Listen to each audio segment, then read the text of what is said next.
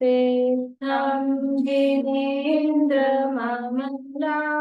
प्रतिमप्रबोधम् निर्वाणमार्गममलं विभुरेन्द्रवन्द्यम् संसारसागरसमुद्रगणं प्रबोधम् वक्षे समाधिशतकं प्रणिपत्य वीरम् येनात्मा बुध्यतात्मेव परत्वेनैव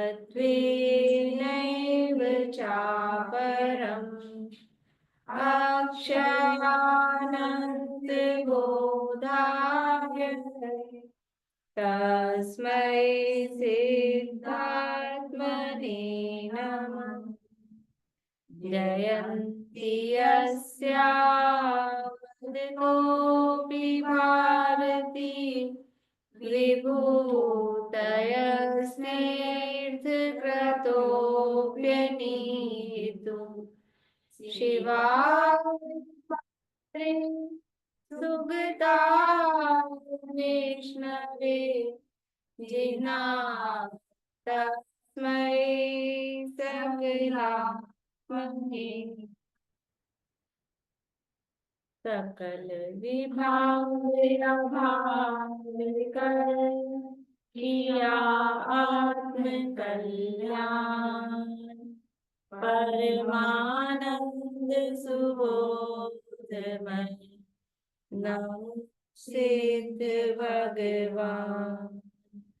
आत्म सिद्धि के मार्ग का उसमें सुभग विधान उस समाधियुत तंत्र का करूं सुगम व्याख्यान।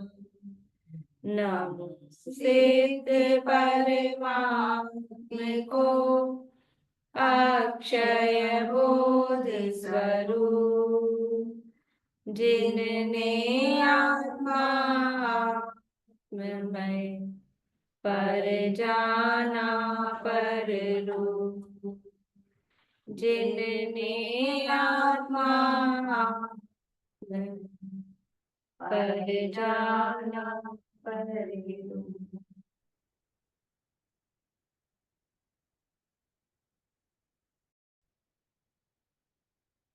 समाधि तंत्र नामक ये ग्रंथ है आचार्य पूज्यपाद स्वामी द्वारा रचित। यहाँ पर चर्चा चल रही है। कल चर्चा चली थी कि संसार और मोक्ष कब तक है, कैसे है। तो क्या बताया है कि जब तक शरीर आदि में आत्म बुद्धि है तब तक संसार है, और जब ये शरीर आदि से आत्म बुद्धि छूटेगी तभी मुक्ति होगी, ये यहाँ बताया। और उससे पहले भी यही चर्चाएं चल रही कि ये जो शरीर को ही, क्योंकि आत्मपने की बुद्धि शरीर में है, इसीलिए बहिरात्मपना चल रहा है। शरीर में आत्मपने की बुद्धि छूटेगी तो अंतरात्मा होगा और तभी वास्तव में संसार से मुक्त होगा। जब तक ये बहिरात्म दशा है तब तक मुक्ति की प्राप्ति नहीं हो सकती। अब आगे इसमें निर्वृत्ति वाली बात है ना 62 वाले में, आप इसमें देखो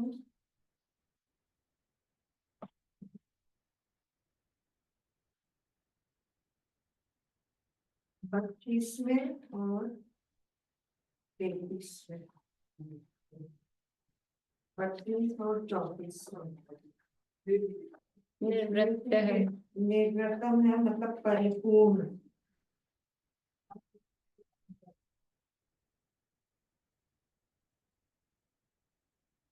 वहाँ उत्पन्न, वहाँ जो निर्वृत्त है ना वो उत्पन्नता के अर्थ में है।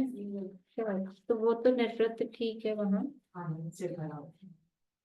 और यहाँ परमानंद निर्वृत्तम, यहाँ पे भी परमानंद से परिपूर्ण। तो वहाँ निवृत्ति का अर्थ छूटना, मुक्ति का। वहाँ निर्वृत्त है ना, निर्वृत्त का अर्थ हमने कहा था रचना, उस समय में मैंने बताया था निवृत्ति। हाँ तो वो तो सही है वहां पर, तो यहाँ है निवृत्ति। निवृत्ति है छूटने के अर्थ में, निर्वृत्ति है वो रचना, उत्पन्न होना, बनना, उसके अर्थ में। तो बल्कि यहाँ अगर निर्वृत्त कहेंगे तो उल्टा ही अर्थ हो जाएगा, संसार से छूटना है कि बनना है, ऐसा। देखिए अब यहाँ 122 नंबर पेज है, 63 नंबर के श्लोक की उत्थानिका है। शरीरादि में आत्मा का भेदाभ्यास होने पर वह अंतरात्मा शरीर की दृढ़ता आदि होने पर आत्मा की दृढ़ता आदि नहीं मानता। मतलब शरीर की दृढ़ता, शरीर में समझ लो अच्छा बल वगैरह आया, शरीर हृष्ट पुष्ट हुआ, तो जो अंतरात्मा है वो शरीर की दृढ़ता से आत्मा की दृढ़ता नहीं मानता, ऐसा बतलाकर घने इत्यादि 4 श्लोक कहते हैं। सरल है, अपन कोशिश करेंगे चारों अभी कर लें अपन। मतलब कठिन नहीं है, एक से ही है बिल्कुल, देखते हैं जैसे भी होता है। देखिए श्लोक नंबर 63 है। घने वस्त्रे यथात्मानं घने वस्त्रे यथात्मानं न घनं मन्यते तथा। न घनं मन्यते तथा। घने स्वदेहे प्यात्मानं घने स्वदेह्यात्मानं न घनं मन्यते बुधः। न घनं मन्यते बुधः। वो क्या कह रहे हैं, समझ में आया होगा। सरल, घना, घना वस्त्र मतलब मोटा वस्त्र। जिस प्रकार से मोटा वस्त्र पहनने पर आत्मानम न घनम मन्यते, हम अपने आप को आत्मानम यानी स्वयं को मोटा नहीं मानते। एक मोटा कपड़ा पहन लिया तो अपने आप को मोटा मानते हैं क्या? नहीं। और पतला कपड़ा पहन लिया तो अपने आप को पतला मानते हैं क्या? नहीं मानते। तथा वैसे ही, यथा यानी जैसे, घना वस्त्र पहनने पर अपने आप को घना यानी मोटा नहीं मानते, न मन्यते। तथा यानी उसी प्रकार घने स्वदेहे अपि, मोटा अपना शरीर होने पर भी आत्मानम न घनम मन्यते बुध है, अपने आप को मोटा नहीं मानते। कौन? बुध, जो ज्ञानी है। जो ज्ञानी है वो मोटे शरीर से अपने को मोटा नहीं मानते। अभी देखो ये कितना अच्छा भेद ज्ञान का उपाय है कि अपन ने मोटा कपड़ा पहन लिया, गर्म वस्त्र पहन लिया तो अपन अपने आप को गर्म मानते हैं क्या? मोटा लाल कपड़ा पहनने से अपने आप को लाल मानते, बिला अभी लाल, आप लाल हो गए, आप हरे हो गए, ये नीली हो गई, ऐसा ऐसा मानते हैं क्या? वस्त्र से हम अपने आप को वैसा नहीं मानते, तो ये भी तो वस्त्र ही है। ये शरीर क्या है? ये वस्त्र ही है। मतलब ये विचार करें कितना, मतलब एकदम आनंद आएगी कि एकदम से आत्मा का अनुभव हो जाना चाहिए तुरंत कि शरीर अलग है और मैं अलग हूँ। जैसे कपड़ा अलग है और मैं अलग हूँ, कपड़े से तो भेद ज्ञान समझ में आता है ना, वैसे ही ये शरीर अलग है और मैं अलग हूँ, एकदम भेद ज्ञान होना चाहिए इससे। बहुत बढ़िया, एक बार ऐसे ही हैं ये सारे श्लोक देखे। अन्वयार्थ, जिस प्रकार गाढ़ा वस्त्र पहन लेने पर बुद्धिमान पुरुष अपने को, अपने शरीर को गाढ़ा अथवा पुष्ट नहीं मानता है, उसी प्रकार अपने शरीर के भी गाढ़ा अथवा पुष्ट होने पर अंतरात्मा आत्मा को मोटा पुष्ट नहीं मानता है। श्लोक और पद्यानुवाद पढ़ लेते हैं। घने वस्त्रे यथात्मानं न घनं मन्यते तथा। घने स्वदेहेऽप्यात्मानं न घनं मन्यते बुधः। मोटा कपड़ा पहनने पर माने नहीं तन को, त्यों बुध जग की पुष्टि से गिने न आत्मा पुष्ट। घन अर्थात गाढ़ा, मोटा वस्त्र पहनने से जैसे बुध चतुर पुरुष अपने शरीर को मोटा पुष्ट नहीं मानता, इसी प्रकार अपना शरीर मोटा पुष्ट होने पर भी बुध यानी अंतरात्मा आत्मा को मोटा पुष्ट नहीं मानता। भावार्थ, जैसे चतुर पुरुष मोटा वस्त्र पहनने से अपने को मोटा हुआ नहीं मानता, इसी तरह शरीर मोटा होने पर आत्मा मोटा हुआ, ऐसा अंतरात्मा कभी नहीं मानता। जैसे शरीर और वस्त्र भिन्न भिन्न है, उसी प्रकार शरीर और आत्मा भी एक दूसरे से भिन्न है। ऐसा होने पर भी देह में आत्मबुद्धि के कारण अज्ञानी जीव शरीर की पुष्टि से आत्मा की पुष्टि मानता है। इस मान्यता से वह अच्छे खान पान आदि से शरीर को पुष्ट करने की बुद्धि करता है, परंतु ज्ञानी इस विषय में उदासीन रहता है, क्योंकि वह शरीर की पुष्टि से आत्मा की पुष्टि कभी नहीं मानता। उसको शरीर और आत्मा दोनों का भेद ज्ञान वर्तता है, इसलिए वह सम्यक दर्शन ज्ञान चारित्र से ही अपने आत्मा की पुष्टि मानता है। भाई जब शरीर और आत्मा दोनों भिन्न भिन्न है, तो जैसे कपड़ा अलग है और मैं अलग, अभी अगले वाले में कह रहे जीर्णे वस्त्रे यथा आत्मानम, कपड़ा फट गया तो जीर्ण शीर्ण हो गया, तो मैं फट गया क्या? भाई कपड़ा फटने से अपने आप को फटा हुआ जीर्ण शीर्ण थोड़ा ना मानते हैं, वो शर्म तो आती है ना, ऐसा वो क्या होता है, वो अलग है। लेकिन कभी ऐसा हो कपड़ा पुराना, जीर्ण का ना कपड़ा पुराना हो गया तो क्या मैं बुढ़ा हो गया? मान लो ये साड़ी पुरानी हो गई, पुरानी हो गई तो मैं बुढ़ी हो गई क्या उससे? पुराना मतलब नहीं नहीं मानते ना उससे अपने आप को। ये कपड़ा पुराना हुआ है, नया ले आएंगे, नया पहनेंगे। ऐसे मतलब कपड़ा मोटा होने से अपने आप को मोटा नहीं मान रहे, तो वैसे ही शरीर को मोटा होने से मैं मोटा इसलिए कह रहे हैं, शरीर के पोषण के लिए जो काम करता है, वो पीछे श्लोक आए थे ना, भाई शरीर को सजाने संवारने में ये उदासीन क्यों रहता है? क्योंकि वो शरीर को मैं मानता ही नहीं है, अंतरात्मा। तो वो शरीर के रिष्ट पुष्ट होने से मैं रिष्ट पुष्ट हुआ, ऐसा नहीं मानता अंतरात्मा। बहिरात्मा की क्या मान्यता चलती है? मेरे, हाँ यही यही अच्छा आती है, खाएंगे, अच्छा खाएंगे और अब मेरे ताकत आई है, मैं अब मेरे मेरे बहुत कमजोरी आ रही है। और उपदेश भी क्या देंगे, जो मिलता है मुझे तो ये मिलता है। कल स्वर्ण लता भाभी मिल गई तो तुम्हारी तबीयत तो ठीक है ना? बोले थोड़ा कम करो। मैंने कहा ठीक है, कह दूंगी इन लोगों को कम करने को कह रहे हैं सब। तो इससे मैं रिष्ट पुष्ट मतलब शरीर से अपने आप को मानते, यही चलता है ना, हम खुद को भी ऐसा ही देखते, दूसरे को भी ऐसा ही देखते, वही नजर जाती है और वही उपदेश देते तीसरी क्लास होती तो क्या कितना उत्साह देंगे, मतलब अच्छा लगता है, बहुत ज्यादा बड़ी बात है, तीसरी क्लास। वही देखते हैं सब। तो ये बुद्धि कौन करता है? ये बहिरात्मा ऐसा करता है, अंतरात्मा इस विषय में उदासीन रहता है, क्योंकि उसको दोनों का भेद ज्ञान वर्तता है। देखिए आगे वाला श्लोक, 64 नंबर का श्लोक है। एक साथ ही फिर चर्चा करते जाएंगे, एक से ही है ना श्लोक। जीर्णे वस्त्रे यथात्मानं, जीर्णे वस्त्रे यथात्मानं, न जीर्णं मन्यते तथा, न जीर्णं मन्यते तथा, जीर्णे स्वदेहेऽप्यात्मानं, जीर्णे स्वदेहात्मानं, न जीर्णं मन्यते बुध। न जीर्णं मन्यते बुध। याद करने के लिए आसान है। 4 श्लोक तो सरल निकल जाएंगे।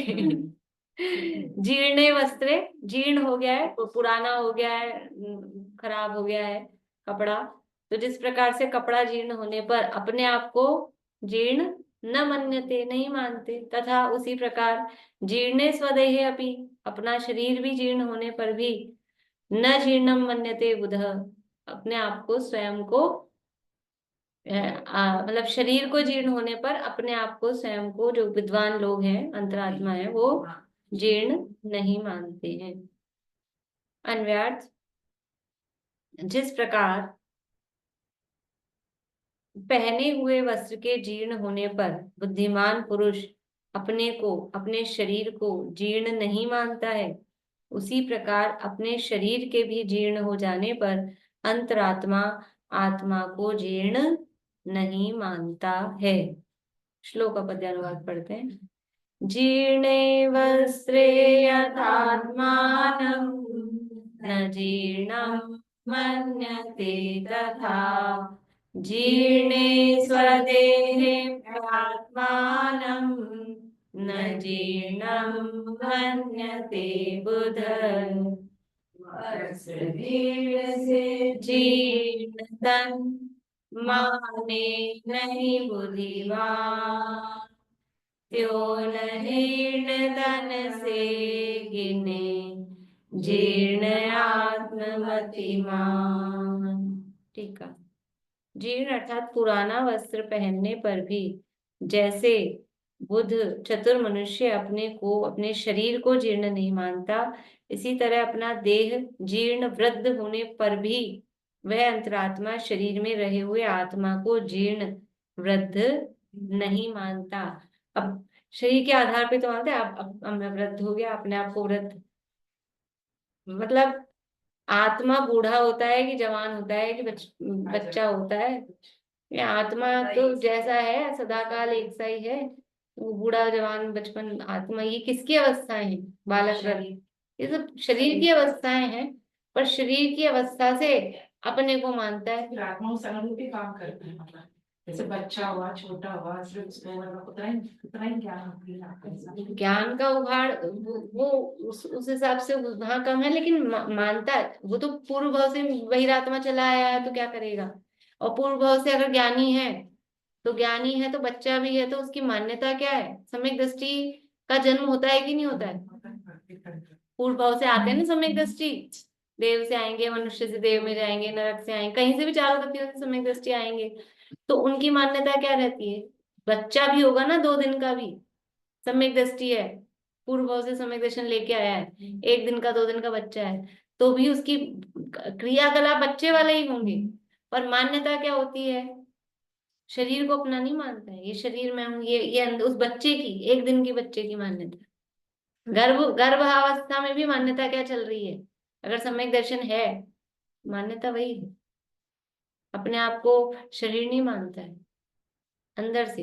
अब क्रियाकलाप तो बाहरी जैसा भी उपकरण जैसा है तो उस हिसाब से होगा, जो भी उसके क्रियाकलाप होंगे वो तो यथा योग्य ही होंगे।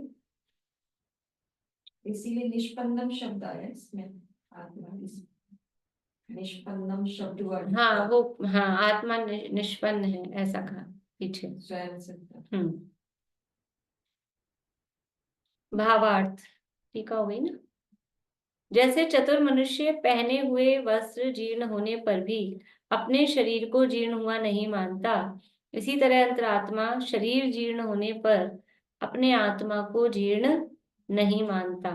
जैसे वस्त्र और शरीर भिन्न भिन्न हैं, एक के परिणमन से दूसरे का परिणमन नहीं होता। वस्त्र के परिणमन से शरीर का परिणमन होता है क्या? मतलब बहुत ही दूर की एकदम ही स्थूल उपचार है ना वस्त्र में और शरीर में, तो वैसे ही शरीर और आत्मा में ऐसा है। मतलब ये बैठ के ये श्लोक याद कर लें, ये वाले याद कर लेना, सरल है। और फिर बैठ के वेद ज्ञान कि ऐसा ही तो है वास्तव में। अब बताओ ये बात किसको समझ में नहीं आ रही है? एकदम जिसकी बिल्कुल मंद बुद्धि हो उसको भी इतनी सी बात तो समझ में आ ही जाए कि कपड़ा अलग है शरीर अलग है, वैसे ही आत्मा अलग है, शरीर अलग है और आत्मा अलग है। जैसे वस्त्र और शरीर भिन्न भिन्न है, एक के परिणमन से दूसरे का परिणमन नहीं होता, इसी तरह शरीर और आत्मा एक दूसरे से भिन्न होने से शरीर के जीर्ण रूप परिणमन से आत्मा का जीर्ण रूप परिणमन नहीं होता। ये नीचे परमात्मा प्रकाश का श्लोक दिया है, पढ़ लेते हैं। दोहा है। चिन्निम बद्धिम जेम गुहु देहु न मन्नै जिन्नु देहिम जिन्नम नाणितहम अपूर्णमन्नै जिन्नु। उसी तरह का भाव है बिल्कुल। जैसे बुद्धिमान जीर्ण वस्त्र से शरीर को जीर्ण नहीं मानता, उसी प्रकार ज्ञानी जीर्ण शरीर से आत्मा को जीर्ण नहीं मानते। ये कुछ ग्रंथ हैं, मतलब परमात्मा प्रकाश है, योग सार है, समाधि तंत्र है, इष्टोपदेश है। बस ये केवल जैसे इसमें ध्यान के ग्रंथ जो कह रहे हैं, मतलब आत्मा के ही स्वरूप की चर्चा, आत्मा की बात आई। योग सार में भी परमात्मा प्रकाश में भी, वो दोनों योगिंद्र देव के हैं, वो भी परमात्मा प्रकाश थोड़ा बड़ा है योग सार थोड़ा छोटा है, ऐसे ही इष्टोपदेश छोटा है, समाधान थोड़ा कंपैरेटिवली वो बड़ा है, 2 श्लोक है उसमें, पर वही वही धारा चल रही है, मतलब एक सी। देखिए आगे श्लोक नंबर 65। इतनी तरक्की अपन ने कभी नहीं की होगी। Page number 124। नष्टे वस्त्रे यथात्मानम्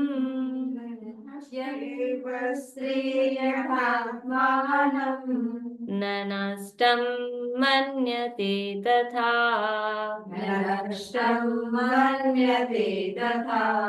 नष्टे स्वदेहेऽप्यात्मानम्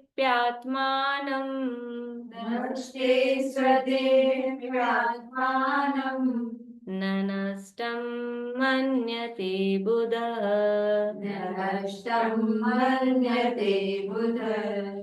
देखिए नष्टे वस्त्रे, जिस तरह से कपड़े के नष्ट हो जाने पर, यथा यानी जिस प्रकार कपड़े के नष्ट हो जाने पर, आत्मानम न नष्टम मन्यते, अपने आप को नष्ट हुआ नहीं मानते हैं, तथा उसी प्रकार नष्टे स्वदेहे, अपने शरीर के नष्ट होने पर भी, आत्मानम न नष्टम मन्यते बुधः, बुद्धिमान लोग अपने को नष्ट हुआ नहीं मानते हैं।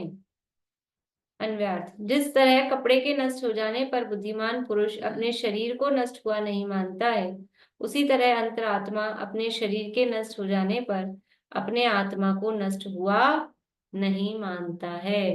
देखो जन्म का नहीं लिया, समझ लो मोटा लिया, शरीर मोटा हो रहा है, नहीं बढ़ रहा है, उसका उसका वृद्धि ले ली, फिर उसका जीर्ण हुआ तो बुढ़ापा ले लिया, और बुढ़ापे के बाद में नष्ट हुआ। मतलब वो वही उसी तरह से अवस्थाएं यहाँ ग्रहण की हैं। पढ़ लेते हैं श्लोक और पद्यानुवाद। नष्टे वस्त्रे यथात्मानं न नष्टं मन्यते तथा। नष्टे स्वदेहेऽप्यात्मानं न नष्टं मन्यते बुधः। वस्त्रपटे माने बुद्धिमान तनना, त्यों तननाश से बुद्ध जन गिनते नहीं गिना। मतलब ज्ञानी को मरण का भय क्यों नहीं होता? तब तो भय नहीं होते ना, क्योंकि उसको ये दृढ़ विश्वास है मेरा मरण ही नहीं होता, इसलिए मरण का भय कहाँ से हुआ है भाई? जब ये समझ में आ जाए अपन प्रूफ है, वाटर प्रूफ है, तो फिर बरसात का क्या डर? बरसाती पहन रखी हो, फिर गीले होने का क्या डर कि बरसाती पहन रखी है? तो ऐसे ही मेरे ये मरण होगा नहीं, ऐसी बरसाती मरण प्रूफ ये पहन रखी है, तो फिर मरने का क्या डर? इस शरीर के नष्ट होने से खुद को नष्ट हुआ ऐसा ज्ञानी नहीं मानता है। समझदार आदमी तो ये कौन करेगा कि कपड़ा फटने से वो खुद को फटा हुआ माने, और कपड़े के मोटा होने से खुद को मोटा माने? तो मूर्ख ही करता है ज्ञानी, मतलब पागल हो कि बालक हो, वही वही करता है। हाँ, और तो कोई करता नहीं है ऐसा। ठीक है। जैसे पहना हुआ वस्त्र नष्ट होने पर चतुर मनुष्य अपने शरीर का नाश हुआ नहीं मानता, इसी प्रकार शरीर के नष्ट होने पर अंतरात्मा अपने आत्मा को नाश पाता हुआ नहीं मानता। ये भी पढ़ लेते, परमात्मा प्रकाश का दिया सेम ऐसा ही, पहले नीचे से। वत्तुपनट्ठै जेम बहु देहुन मन्नै नाट नट्ठे देहेनानितहम् अपुनमन्नै नट्टु। जैसे बुद्धिमान वस्त्र के नाश से शरीर का नाश नहीं मानते, उसी प्रकार ज्ञानी शरीर के नाश से आत्मा का नाश नहीं मानते हैं। परमात्मा प्रकाश के दूसरे अध्याय का 180 नंबर का दोहा है। भावार्थ, जैसे पहना हुआ वस्त्र नष्ट होने से चतुर मनुष्य अपने शरीर का नाश नहीं मानता, इसी प्रकार शरीर का नाश होने पर अंतरात्मा अपने आत्मा को नष्ट हुआ नहीं मानता। मतलब कितनी निर्भयता आ जानी चाहिए ये अगर इन इन श्लोकों का भाव ख्याल में आ जाए तो बस मुक्ति में अब क्या देर है। फिर सम्यक दर्शन कितना दूर है, फिर सम्यक दर्शन है तुरंत, एकदम स्पष्ट और इतना सरल वेद ज्ञान, बताओ कहाँ मिलेगा इतना सरल। ये तो हमको पता है, ये तो हमको समझ में आता है, ये तो हम मानते हैं, ये तो हम मानते हैं ना। कपड़े को स्वयं कौन मानता है, कपड़े से तो अपने को अलग ही मानते हैं ना बिल्कुल। और ये सब हमको पता है। पटक दिया, अब इसमें तो कभी कुछ हो रहा है, कभी कुछ हो रहा है। अच्छा, ये समझ, अच्छा ये समस्या का कपड़ा खराब हो जाए तो उतार के पटक दिया। शरीर को कहाँ पटके ले जाके, वो तो चिपका ही रहता है साथ में। ये भी तो निकल जाएगा ना। ये भेद ज्ञान रहे तो फिर शरीर के तकलीफ से मैं तकलीफ में हूँ, वो तकलीफ लगेगी नहीं ना, वो तकलीफ कम हो जाएगी। भाई ये जो तकलीफ, ये जो दिख रही है, उठने में, बैठने में, चलने में, फिरने में, ये जो तकलीफ है, ये शरीर के आधार से हो रही है ना। और उसमें हम दुखी क्यों हो रहे हैं, क्योंकि इसको अपना मान रखा है। जितना शरीर में अपनापन है उतने शरीर की अवस्थाओं में तकलीफ फील होती है। कल मोशन नहीं हो तो कल मोशन ज्यादा होता है, नहीं से कल है, भूख लग रही है, कल खाना, कल वो सब लगे, लेकिन उससे परेशान होने वाली जो चीज है ना, देखो वो तो चलेगा, अब शरीर है तो शरीर की अवस्था तो चलेगी, लेकिन उससे मैं दुखी, अपने आप को दुखी सुखी मान रहे हैं ना। ये स्वीकार करें शरीर का परिणमन है, पर मैं ऐसा नहीं होने वाला हूँ। उसको जानना, हाँ जान तो लो, लेकिन उससे परेशान हो। हाँ भाई, अब ये तो परिणमन होगा, अब अवस्थाएं हैं, घुटनों में भी दर्द होगा, कमर में भी दर्द होगा, ये शरीर की अवस्थाएं हैं, लेकिन ये घुटना ही मेरा नहीं है।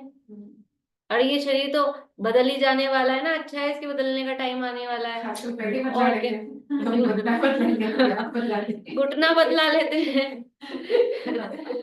सही बात है, लेकिन फिर भी क्या, देखो घुटना बदला लें, लेकिन उदय प्रमाण मिलती है अवस्थाएं। हाँ, उसके बाद घुटना बदलाने वाले 80% 90% ठीक हो रहे हैं, लेकिन अपना उदय खराब है तो अपना सक्सेसफुल नहीं हुआ, बाकी सबका उसी डॉक्टर से कराया जो बढ़िया टॉप वाला था। ये तो उदय प्रमाण है मेरे ना। पापा ने कराया, वो जिससे नीचे बैठ के अपन बोलते थे, हमसे दे लेना, हम भूल गए क्या, तो वो करते हैं। अब बाकी लोग चेयर से भी नीचे नहीं बैठ पाते, मतलब वो अपना अपना जैसा कर तो उदय की वो बात है। उदय प्रमाण ही चलता है ना सब काम। मतलब ऐसे ऐसे केस हमने देखे हैं कि जो किसी चीज का स्पेशलिस्ट और पूरे हाँ, इंडिया में टॉप का जो डॉक्टर डॉक्टर, सोगानी का नाम और सुना। उससे ऐसी ऐसी ब्लंडर मिस्टेक हो गई, क्योंकि आदमी के खुद की आपका आयु का मतलब असाता का उदय, आयु पूरी होने वाली है, उससे ऐसी गलती हो गई कि साहब कुछ भी गलत कर दिया ऑपरेशन। तो अब क्या करें, डॉक्टर का क्या करें। जय प्रकाश सोगानी अपने जीनियर के डॉक्टर थे, अब वो इनका हो गया पूरा, वो सब खत्म। अपने माइंड से अपना इलाज भी करवा रहे थे खुद ही, डायरेक्शन एक कर तो पा नहीं गए, और फिर अंत में नहीं था। वही मतलब ऐसा ही है। तो ये मतलब विचार करें हम कि हम जब कपड़े से अपने आप को भिन्न, जिस प्रकार हम कपड़े से अपने आप को भिन्न मानते हैं, मान सकते हैं, वैसे ही ये शरीर भी कपड़े जैसा ही है। और जब मरण का समय आए, कोई रोग आदि हो जाए, तो जैसे कपड़ा फट गया, अब इसको उतार के फेंक देंगे, नया मिलता है, ऐसे ये शरीर, इस शरीर के नाश से मैं नष्ट हो गया, बल आता है थोड़ा सा, वरना जो मरण का भय रहता है ना, मरण का भय तो रहता ही है, तो वो मरण के भय से कुछ शांति तो मिलती है। बाकी तो सम्यक दृष्टि ज्ञानी को भी तीन कषाय जन्य तो भय है ही ना, तो यहाँ तो सारी बैठी हैं, तो फिर, लेकिन फिर भी उस थोड़ा सा उससे भिन्नता का अनुभव होता है। और उन तीन में इतना परसेंटेज नहीं जितना इस अकेली में। हाँ, अकेली में जितना बल है उन तीन में मिलके भी उतना बल नहीं। अकेली 25% नहीं है, वो अकेली 90% है। हाँ, ऐसा नहीं है, चार चौकड़ी में ऐसी परसेंटेज नहीं है। जब हम बंध के कारणों का वो करते ना, मिथ्या दर्शन आवृत्ति प्रमाद कषाय योगा, तो मिथ्या दर्शन गया तो कितना गया, 20%, नहीं, 90% चला गया। ऐसा है, जैसे वस्त्र और शरीर भिन्न भिन्न है, उसी प्रकार शरीर और आत्मा भी एक दूसरे से भिन्न है। शरीर और आत्मा का संयोग संबंध है, तथापि अज्ञानी को उन दोनों की एकता बुद्धि होने से वह शरीर के वियोग से, नाश से अपने आत्मा का नाश मानता है, और उसके संयोग से अपने आत्मा की उत्पत्ति मानता है। षडागम का तन उपजत अपनी उपज जान तन नशत आपको नाश। देखो शरीर और आत्मा का संयोग संबंध है, मतलब दोनों का नवीन मिलाप हुआ है, और जिनका नवीन मिलाप हुआ है वो उनका वियोग नियम से हो गई। आत्मा का मरण कब हो? आत्मा का मरण तब हो कि जब ज्ञान और आत्मा अलग अलग हो जाए। भाई शरीर का तो संयोग है, तो संयोग का वियोग हो गई, तो उससे आत्मा का मरण थोड़ी ना हो रहा है, उससे मरण नहीं है। लेकिन जो स्वभाव है, जो स्वरूप है, वो अगर छूट जाए तो मरण की पॉसिबिलिटी है, लेकिन स्वभाव कभी छूटता ही नहीं है। क्यों? क्योंकि उनका संयोग संबंध नहीं है, ज्ञान और आत्मा का संयोग संबंधी तादात्म्य संबंध है, वो उस रूप ही है। ज्ञान नहीं हो तो आत्मा है ही नहीं, और आत्मा है तो ज्ञान है ही है। ज्ञान से ही आत्मा पकड़ में आता है। हाँ, तो इनका तो तादात्म्य संबंध है, और तादात्म्य संबंध है मतलब वो कभी छूटेगा ही, निकलेगा ही नहीं। इसलिए आत्मा का मरण होता ही नहीं, हो ही नहीं सकता, क्योंकि जो है, जो स्वरूप है, जो स्वभाव है, वो कभी अलग होता नहीं है। और जो स्वभाव नहीं है, ऊपर से आया है, वो तो हटेगा ही हटेगा, जो ऊपर से आया है। शरीर और आत्मा ये हो गया। अर्थात मिथ्या दृष्टि शरीर की उत्पत्ति में आत्मा का जन्म मानता है, और शरीर के नाश को आत्मा का नाश मानता है। विशेष स्पष्टीकरण। मिथ्या दृष्टि को शरीर में आत्मबुद्धि होने से ऐसी विपरीत मान्यता होती है, उसको पर के शरीर के संबंध में भी ऐसा ही भ्रम होता है। स्त्री या पुत्र के शरीर का नाश होने पर उनके आत्मा का नाश मानकर वह दुखी होता है। ये तो अब मतलब एकदम क्लियर समझ में आ रहा है कि जैसे अपने शरीर को मानता है, दूसरे को भी शरीर से ही मानता है, खुद को भी शरीर से ही देखते हैं और दूसरे को भी शरीर से ही देखते हैं। मोटा पतला, बच्चा बूढ़ा, जवान मरा जन्मा, जो भी है, जो मान्यता अपने शरीर के संबंध में है, वही मान्यता दूसरे के शरीर के संबंध में रहती है। तो जैसा अपने शरीर के संबंध में सुखी दुखी होता है, हृष्ट पुष्ट देख के सुखी होता है, कमजोर देख के दुखी होता है, वैसे ही जो अपने प्रियजन हैं उनके संबंध में भी ऐसे ही सुखी दुखी होता है। देखिए मोक्षा प्रकाशक का दिया है, जैसे कोई नवीन वस्त्र पहने, कितने ही काल वह रहे, तत्पश्चात उसको छोड़कर अन्य नवीन वस्त्र पहने, इसी तरह जीव भी नवीन शरीर धारण करे, उसे कितने ही काल धारण किए रहे, फिर उसको भी छोड़कर अन्य नवीन शरीर धारण करता है।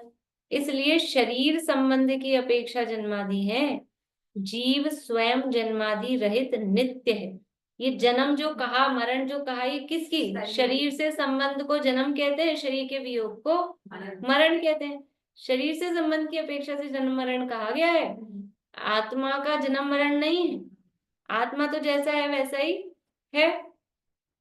जैसे मान लो अपनी ये ग्रंथ है अपना, कवर चढ़ा लेते हैं, फिर वो पुराना हो जाता है, फिर क्या करते हैं, फिर उसको हटा के दूसरा चढ़ा लेते हैं। तो ग्रंथ बदला क्या? ग्रंथ तो वही है। कवर नया चढ़ाने से ग्रंथ नया दिखता है, कवर पुराना हो जाता है तो ग्रंथ पुराना पुराना आत्मा दिखता है। प्रसन्न होती होगी नया शरीर धारण करके, एक तो रोग नष्ट हो जाते हैं। आत्मा प्रसन्न, वो आत्मा प्रसन्न होती है कि जो शरीर को मैं मानती है, वो नया आत्मा। शरीर धारण करके। हाँ, तो नया शरीर धारण करने से जो शरीर को आत्मा नहीं मानता, शरीर को अलग और आत्मा को अलग मानता है, वो तो ना प्रसन्न होता है ना दुखी होता है।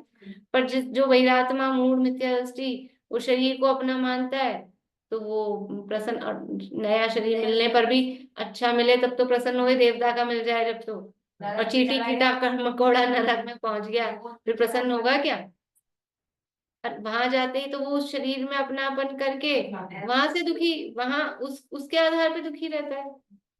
जो शरीर की अवस्थाएं हो जाती हैं उसी आधार पे दुखी दुखी है, शरीर को अपना मानने में। अपने में से कई लोग बड़े मस्त रहते हैं हर परिस्थिति हो, हर कहीं जैसे उनका भी ऐसा कुछ वो वही मान्यता से ही ना। देखो अपने बहिरात्मा में भी जो थोड़ा सा मतलब समझदार रहे, समझदारी से काम लेते हैं, तो वो दुखी नहीं होते अधिक। और जो मतलब ना समझी में और बाहरी उसी में अटके रहें जरा जरा सी बातों में, तो दुखी रहते हैं। भाई घर गृहस्थी में भी थोड़ा सा, जैसे हम कहे पेशेंस रखें, समता रखें, चुप रहें, नेग्लेक्ट करें, तो वो सुखी रहते हैं। और जो बात बात में ही इसने क्या बोल दिया, उसने क्या बोल दिया, ना इस नेग्लेक्ट करें ना वो करें, तो फिर वो परेशान रहेंगे, दुखी रहेंगे। बोलिए कविता जी। मैम, पर अनादि की जो संस्कार है शरीर को मानने वाले, तो वो तो छूटना बहुत मुश्किल है। ये चीज तो कैसे छूटे? नहीं, बहुत मुश्किल बस इसलिए है कि वो कभी किया नहीं, लेकिन अभी ये बात समझ में आ रही है कि नहीं आ रही है अपने को। कपड़ा हाँ, ये तो अलग है समझ और में आ रहा है। शरीर अलग। तो ऐसे ही ये हाँ मानकर, ऐसा मानकर, और उसको थोड़ा सा उसको फील करने की कोशिश करें कि जैसे मतलब आज ही बैठ के थोड़ा विचार करें 5 मिनट 10 मिनट, कि जैसे कपड़ा अलग है और कपड़ा कैसा भी हो रहा है, तो वैसा शरीर हो रहा है क्या उसके आधार पे? कपड़े के पतले होने से शरीर पतला हो रहा है, कपड़े के मोटे होने से शरीर मोटा हो रहा है? ये क्या है? अलग अलग तरह के कपड़ा पहनते हैं तो शरीर वैसा होता है क्या? तो ऐसे ही कभी मनुष्य का शरीर है, कभी नारकी का शरीर है, कभी देव का शरीर है। तो आत्मा उससे मनुष्य देव नारकी नहीं होता है। जैसे जैसा लाल नीला पीला कपड़ा पहनने से शरीर लाल नीला पीला नहीं होता, वैसे ही ये मनुष्य नारकी तिर्यंच इनका शरीर पहनने से आत्मा मैं, वो मनुष्य नारकी तिर्यंच नहीं होता है। ऐसा थोड़ा विचार करें। वो तो है अनादि का जमा हुआ है, तो कोई जरूरी नहीं उतना ही टाइम लगे। कपड़े को तो बात ये है क्लिक कितना वो जल्दी से कर रहे हैं अपन। इतना इतना अनादि काल का जमा हुआ है ये मिथ्यात्व शरीर में अपनापन, तो अब उसको दूर करने के लिए अनंत काल लगेगा फिर से? ऐसा नहीं है, एक झटका ही है। हम गलत दिशा में चले जा रहे हैं, चले जा रहे हैं, चले जा रहे हैं। अब हमको अपना रास्ता बदलने में कितने घंटे लगे? हम 1 घंटा चले गलत दिशा में। अब क्या करना है कि केवल एक टर्न लेना है और आपका रास्ता सही हो जाएगा। वो टर्न लेने में कितने घंटे लगेंगे? ये टर्न लेना तो बस चुटकियों का खेल है। एक बार टर्न लिया, फिर हमारा रास्ता सही। तो अभी जो हमारा रास्ता है, हमारा श्रद्धा ज्ञान चारित्र की दिशा, वो संसार की तरफ चली जा रही है, शरीर को आत्मा मानने में लगा हुआ है। अब ये जो हमारा श्रद्धा ज्ञान चारित्र है, इसको घुमाकर और अपने में अपनापन करें, तो वही मोक्ष मार्ग हो जाता है। रास्ता तो वही है, रोड तो एक ही है। हमारा मुंह जयपुर की तरफ है तो उसको बोलेंगे जयपुर रोड, और हमारा मुंह दिल्ली की तरफ है तो उसी को बोलेंगे दिल्ली रोड। रोड तो एक ही है। दिल्ली आने वाले बोलते हैं जयपुर रोड, तो एक और जयपुर से जाने वाले बोलते हैं दिल्ली रोड। तो श्रद्धा ज्ञान चारित्र की रोड तो एक ही है, पर उसका मुख अगर संसार की बिल्कुल। तरफ है तो वो संसार मार्ग है, मिथ्या दर्शन ज्ञान चारित्र है। और उसका मुख आत्मा की तरफ है तो वो मोक्ष मार्ग है, वो सम्यक दर्शन ज्ञान चारित्र। तो इतना ही अंतर है। अनादिकाल का बहुत जमा हुआ है और ऐसा अपने को लगता है, तो फिर उतना ज्यादा हथौड़ा मारने की आवश्यकता है। हाँ, खाली 1 मिनट 2 मिनट बैठे या सुना, इस कान से सुना उस कान से निकाल दिया, तो फिर नहीं होगा। थोड़ा सा उस पर प्रहार करने की आवश्यकता है, थोड़ा ठोकना पड़ेगा उसको। ठीक है, चलिए समय हो गया, एक श्लोक तो अपना रह ही गया है। हाईएस्ट हो गया।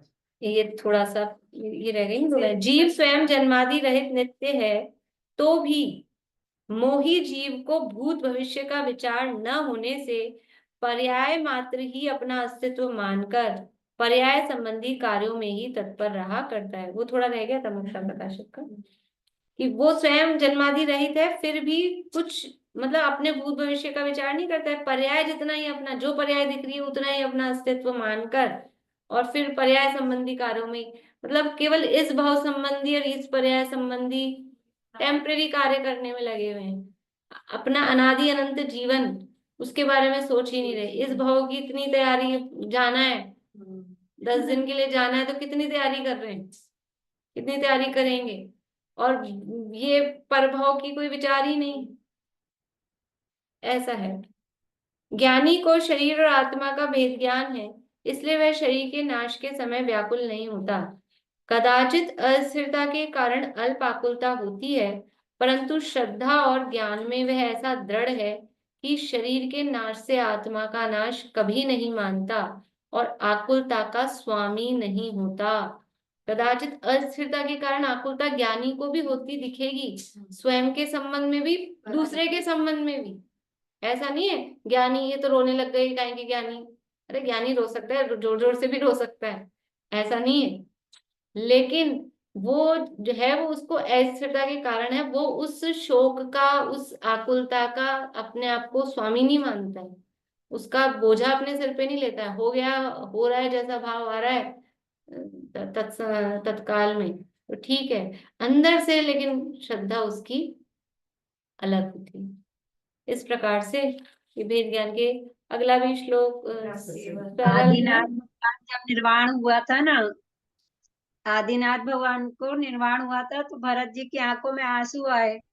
तो इंद्र बोलता है कि अरे आप तो स्वयं भगवान बनने वाले, फिर ऐसा शोक क्यों करना फिर।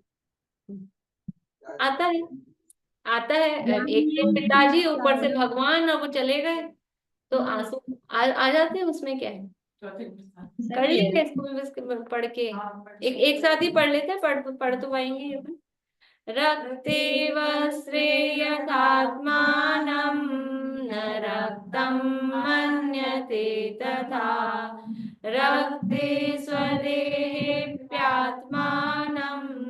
न रक्तं मन्यते बुध, रक्त वस्त्र से नहीं गिने बुध जन तन को लाभ, रक्त देह से ज्ञान जन गिने न चेतन लाल।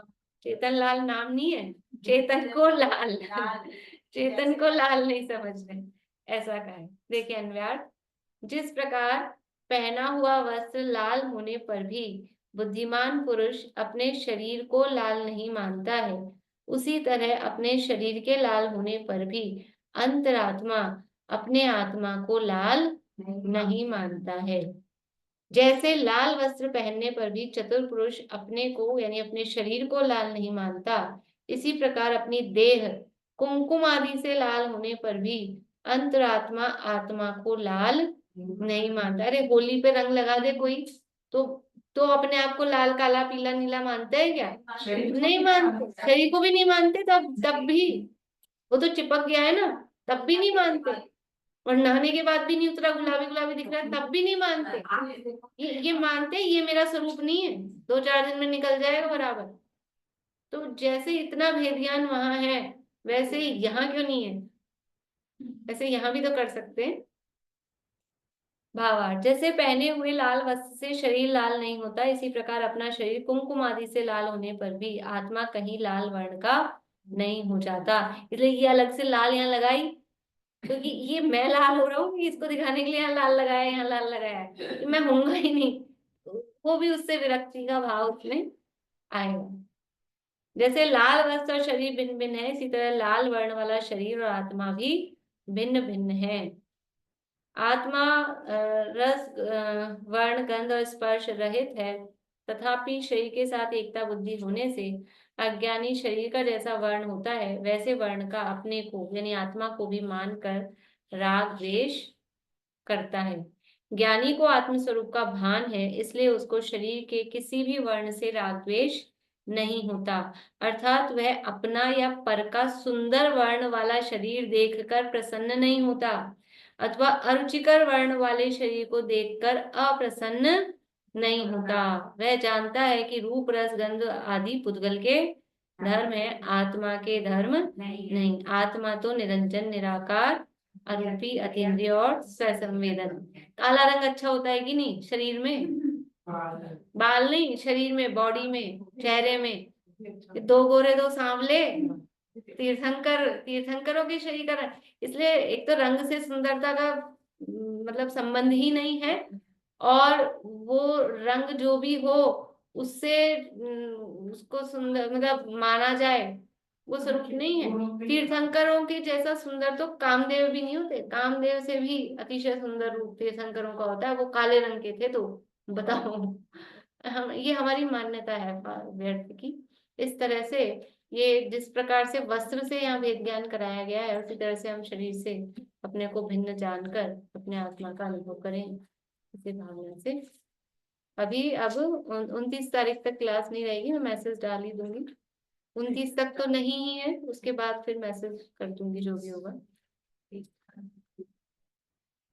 अभी भी आखिरी का भी तब तो ब्लैक कलर जितना अच्छा शाइनी होता है उतना अच्छा मानते हैं।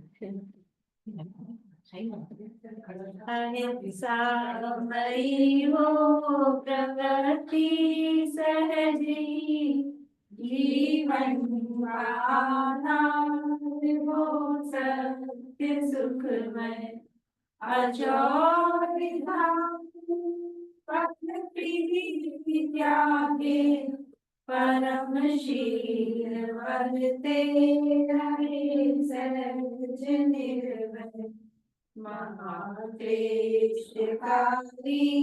है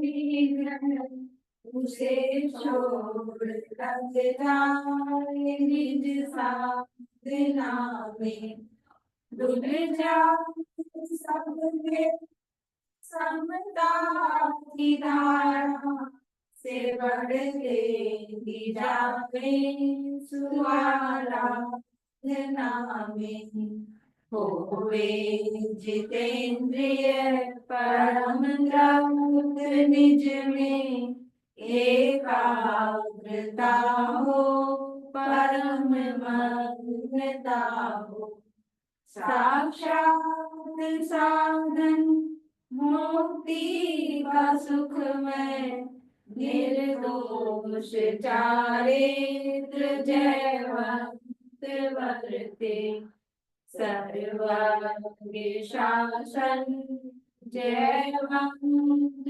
वर्ते, निर्ग्रंथ शासन जयवंत वर्ते।